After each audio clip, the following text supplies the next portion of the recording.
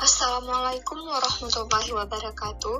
Kami, mahasiswa dari Institut Agama Islam Negeri Loak Semawe, Fakultas Usuluddin Adab dan Dakwah, Prodi Bimbingan dan Konseling Islam, kelompok 10 semester 2. Video ini dibuat untuk menyelesaikan salah satu tugas dalam mata kuliah Psikologi Sosial dengan dosen pengampu Ibu Hartini SPSI MPSI. Kami dari kelompok 10 terdiri dari 2 orang, yaitu saya sendiri Nur Hayati dan Putri Purnamasari, yang masing-masing bekerja sama dalam memenuhi tugas dengan judul materi Hubungan Antar Pribadi. Definisi hubungan. Hubungan interpersonal atau biasa yang disebut dengan hubungan antar pribadi adalah hubungan yang terdiri atas 2 orang atau lebih yang memiliki ketergantungan satu sama lain dan menggunakan pola interaksi yang konsisten. Hubungan interpersonal adalah keadaan di mana individu atau seseorang berkomunikasi dengan orang lain. Di sini kita tidak hanya menyampaikan apa yang ingin disampaikan, tetapi juga menentukan kadar hubungan interpersonalnya. Maka dari itu, hubungan interpersonal sangat erat kaitannya dengan komunikasi, yaitu yang menjadi salah satu dasar untuk membangun hubungan interpersonal adalah ketertarikannya dengan orang lain. Dalam buku Witten telah dijelaskan bahwa ketertarikan interpersonal adalah perasaan positif terhadap orang lain. Inilah hal yang mendasari kita dalam berhubungan dengan orang lain. Bagaimana kita menjalin hubungan pertemanan, romantis, dan lain-lain. Teori hubungan antar pribadi. Manusia memiliki keinginan untuk dapat menjelaskan segala sesuatu.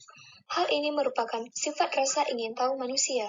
Siapapun yang mengemukakan penjelasan tentang mengapa manusia ingin mempunyai teman, atau bagaimana terjadinya suatu hubungan internasional, maka dapat dikatakan berteori tentang hubungan interpersonal atau antar pribadi. Teori ini terdiri dari konsep-konsep dan pertanyaan-pertanyaan dasar tentang bagaimana konsep-konsep tersebut saling berhubungan membantu mengorganisasikan informasi yang ada dan membuat prediksi tentang gejala yang sedang diamati. Berikut teorinya yang pertama, attraction theory. Berdasarkan attraction theory, dasar bagi seseorang di dalam membentuk sebuah hubungan adalah ketertarikan. Kita dapat tertarik pada seseorang dan tidak tertarik pada orang lain. Hal yang juga dapat terjadi, yaitu saat seseorang dapat tertarik pada orang lain. Ada 4 faktor yang mempengaruhi ketertarikan seseorang dengan orang lain, yaitu sebagai berikut. Similarity atau kesamaan.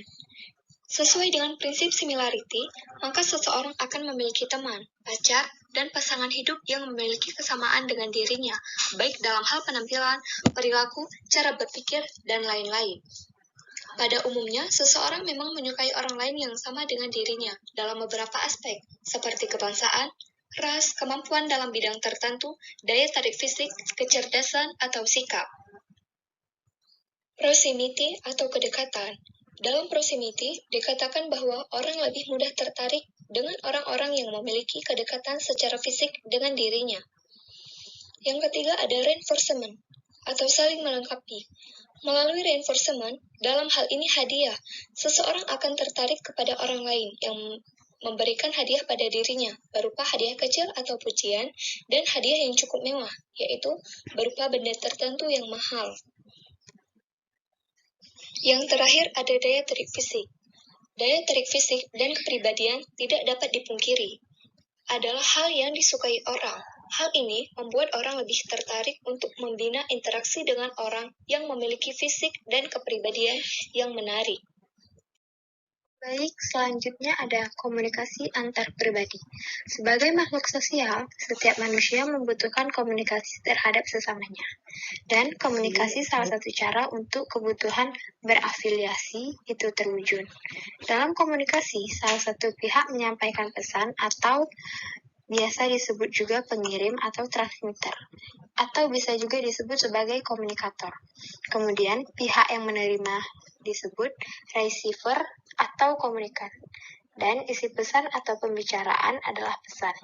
Maka dari itu, syarat komunikasi dapat berjalan dengan baik, paling tidak memerlukan 2 pihak. Adapun pendapat dari Hartley, ada berbagai jenis komunikasi, yaitu komunikasi antara individu dengan individu dan komunikasi antara individu dengan massa. Nah, kalau komunikasi antara individu dengan individu adalah proses saling berbagi informasi atau pemikiran antara dua orang atau lebih.